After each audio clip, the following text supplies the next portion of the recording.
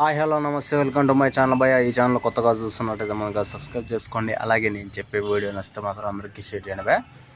అయితే ఈరోజు మన టాపిక్ వచ్చేసి మన స్వాగ్ టీజర్ అయితే వచ్చేసింది భయ్య.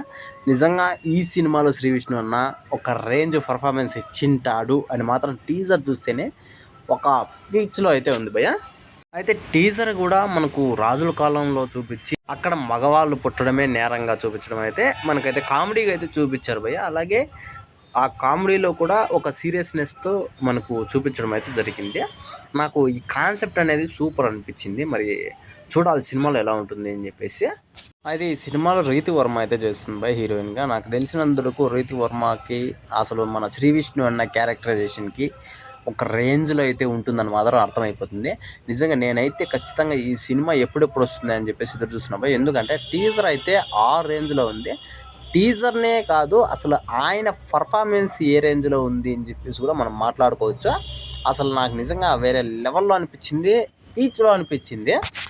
అయితే ఇంకోటి వచ్చేసి ఈ సినిమా డైరెక్టర్ ఎవరు అంటే మన రాజరాజ చోరా తీసిండే డైరెక్టర్ భయ. అంటే మన శ్రీ విష్ణు అన్న సినిమా తీసిన ఆయనే ఇప్పుడు మళ్ళీ రిపీట్ చేస్తున్నారు.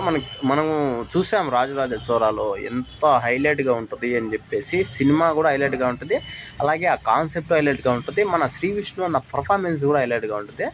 దాన్ని మించి 100 రెట్లు ఈ సినిమాలో ఉంటుంది అని నేనైతే అనుకుంటున్నాను భయ్య.